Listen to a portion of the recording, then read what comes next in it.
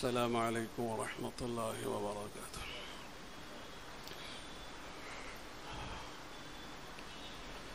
الحمد لله وكفى وسلام على عباده الذين اصطفى. أما بعد، أعوذ بالله من الشيطان الرجيم. والذين آمنوا وهاجروا وجاهدوا في سبيل الله والذين آووا ونصروا أولئك هم المؤمنون حقا لهم مغفرة ورزق كريم. عن عبد الله بن مسعود رضي الله تعالى عنه قال: نظر الله سبحانه وتعالى في قلوب العباد فوجد قلب محمد صلى الله عليه وسلم خير قلوب العباد فاصطفاه لنفسه وابتعثه لرسالاته، ثم نظر في قلوب العباد بعد قلب محمد صلى الله عليه وسلم فوجد قلوب أصحابي خير قلوب العباد فجعلهم أنصار دينه ووزراء نبيه، فما رآه المؤمنون حسنا فهو عند الله حسن، وما رآه المؤمنون قبيحا فهو عند الله قبيح، أو كما قال عبد الله بن مسعود رضي الله تعالى عنه. دوستو، بزرگوں اور بھائیوں، گزشتہ جمعے صحابہ کرام رضوان اللہ تعالی علیہم اجمعین کے سلسلے میں کچھ باتیں عرض کی گئی تھیں. آج بھی اسی موضوع پر کچھ باتیں عرض کرنی ہیں.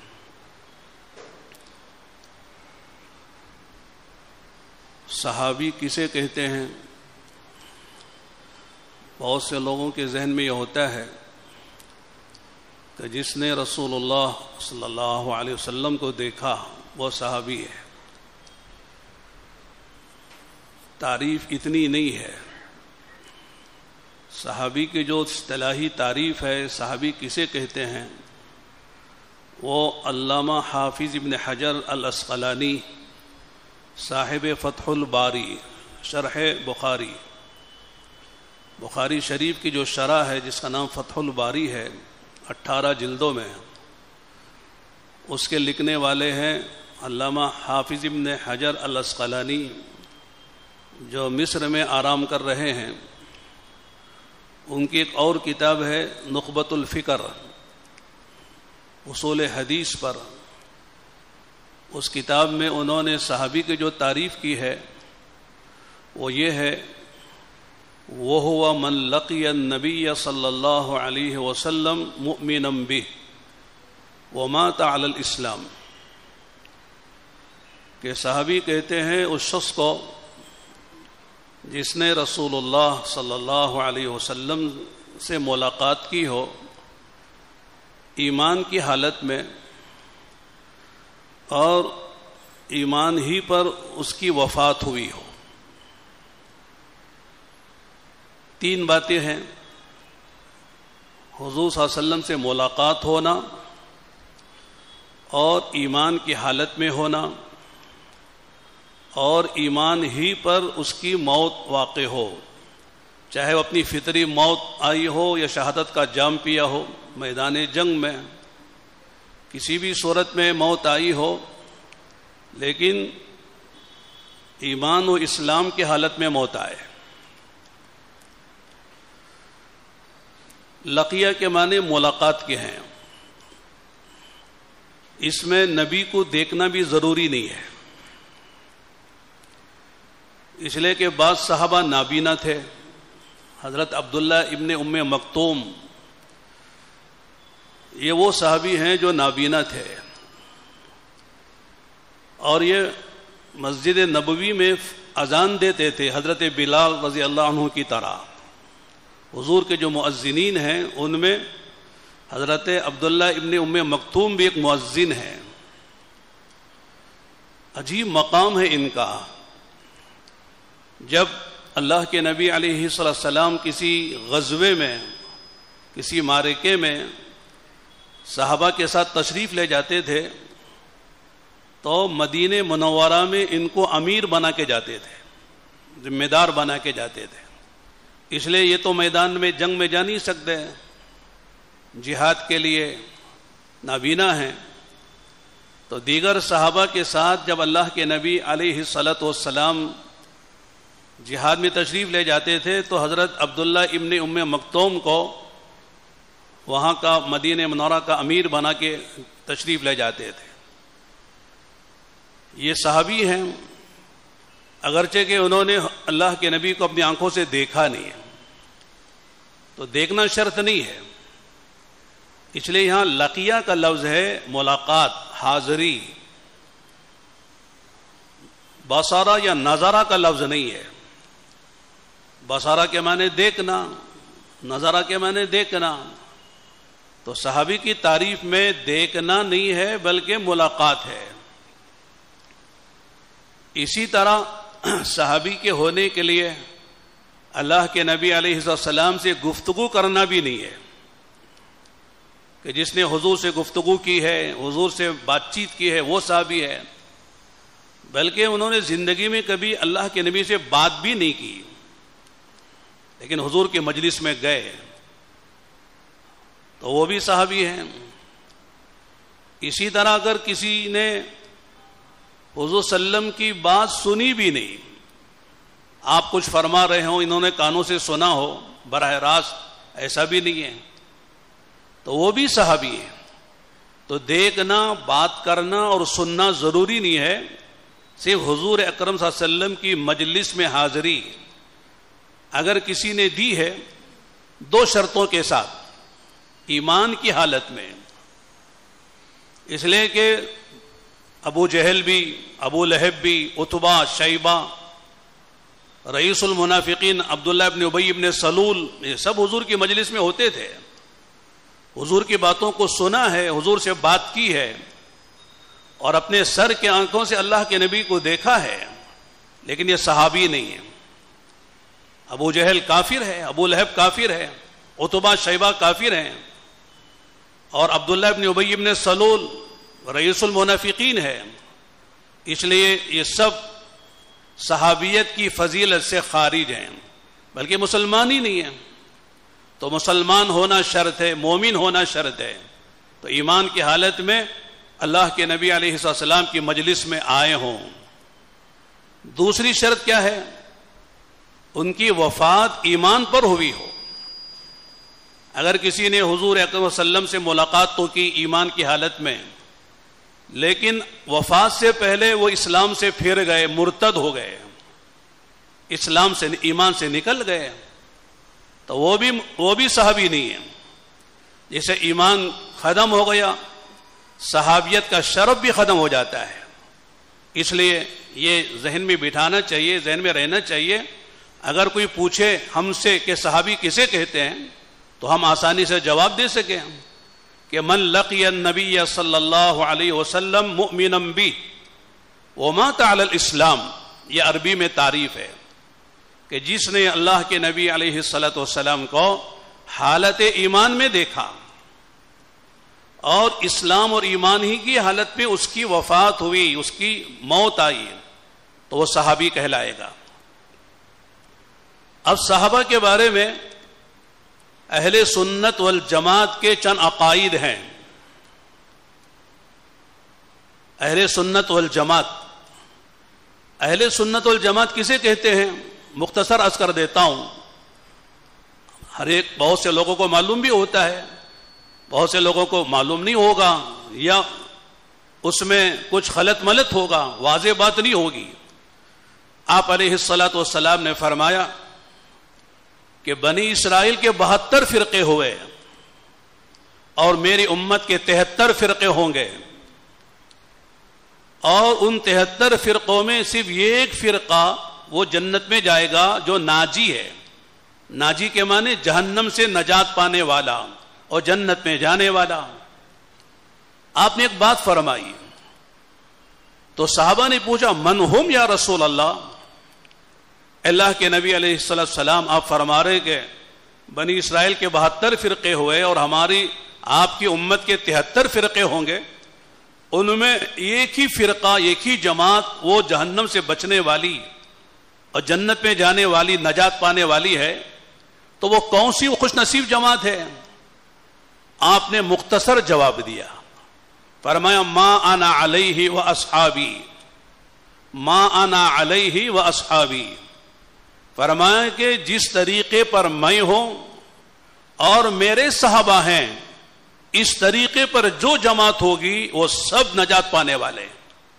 تو گویا کہ اللہ کے نبی علیہ الصلوۃ والسلام جیسے آپ مقتدا ہیں، آپ امت کے قدوہ اور اسوہ امت کے لیے.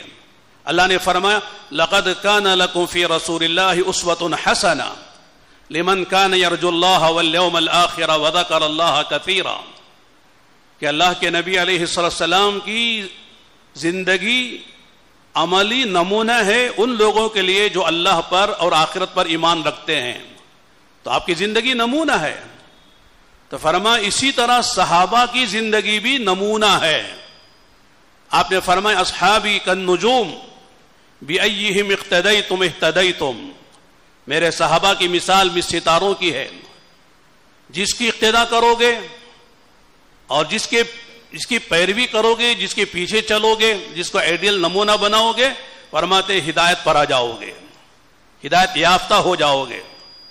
تو معلوم یہ ہوا کہ اہل سنت والجماعت، اہل سنت سے مراد حضور کی سنت و طریقہ ہے، اور جماعت سے مراد صحابہ کی جماعت ہے. وہیں سے عنوان بنا، وہیں سے اصطلاح بن گئی اہل سنت والجماعت، کہ جو سنت پر یعنی نبی کے طریقے پر ہے اور جو صحابہ کے طریقے پر ہے، جو جماعت، فرماتے کہ یہ اہل سنت والجماعت کہلاتی ہے. اب حضور کے طریقے سے جو ہٹ جائے گا اور جو صحابہ کے طریقے سے ہٹ جائے گا وہ اہل سنت والجماعت سے گویا کہ خود نکل جائے گا. چنانچہ یہ آپ نے ایک معیار دیا ہے، ایک مقیاس دیا ہے، ایک کسوٹی دی ہے کہ خود آدمی اپنے آپ کا محاسبہ کر لے، جائزہ لے لے، یا کوئی جماعت ہے وہ اپنا جائزہ لے. اگر وہ اللہ کے نبی علیہ السلام کے طریقے پر ہیں اور صحابہ کے طریقے پر ہیں تو پھر سمجھ لو کہ وہ اہل سنت والجماعت میں سے ہیں.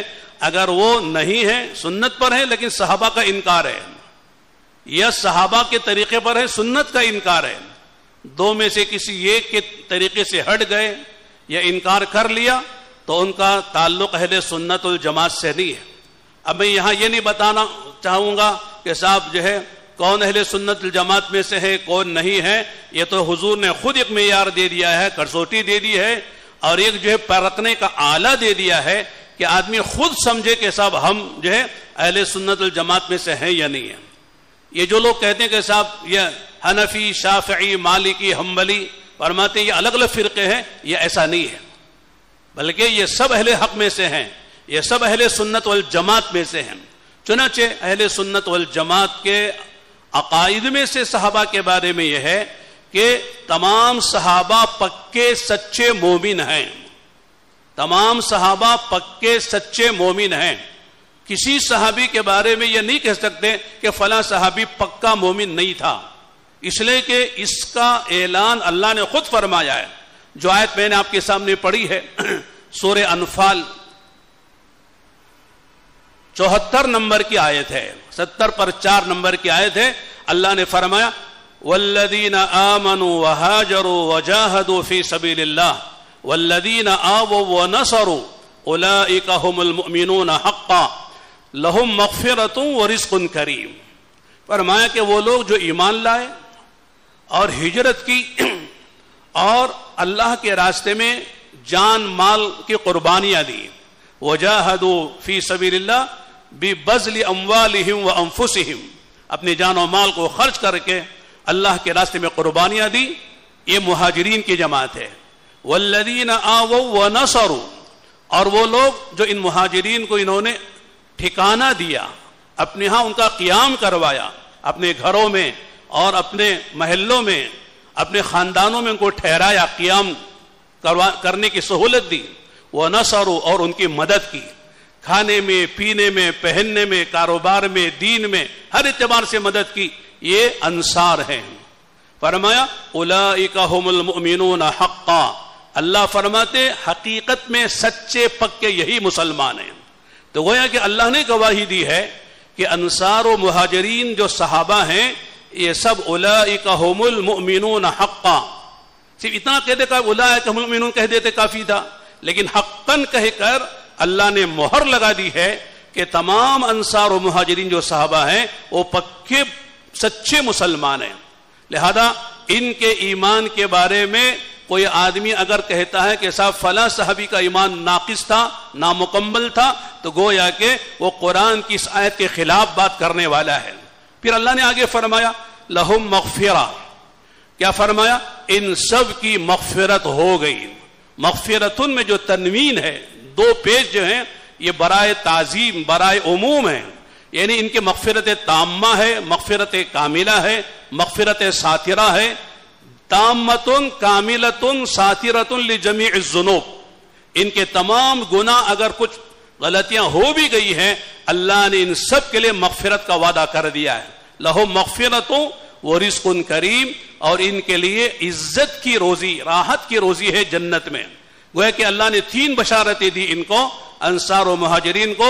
ایک تو یہ کہ پکے سچے مسلمان ہیں، دوسرے ان کی مغفرت ہو چکی ہے، اور پھر ان کے لیے جنت میں رزق کریم ہے، یعنی عزت کی، راحت کی، چین کی، سکون کی، نہ ختم ہونے والی۔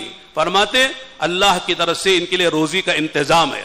گویا کہ یہ ایک بات میں نے عرض کی ہے کہ صحابہ کے بارے میں اہل سنت والجماعت کا یہ عقیدہ ہے کہ سارے صحابہ سچے پکے مسلمان ہیں۔ انشاءاللہ اللہ نے چاہا تو آگے جو اور باتیں ہیں عرض کی جائیں گی۔ اللہ تعالیٰ سے دعا فرمائے اللہ تعالیٰ اس پاک جماعت میں ہمارا حشر فرمائے، اس پاک مقدس جماعت کی اتباع کی توفیق عطا فرمائے، ان سے عقیدت محبت کا تعلق ہمیں عطا فرمائے۔ وآخر دعوانا ان الحمد للہ رب العالمین۔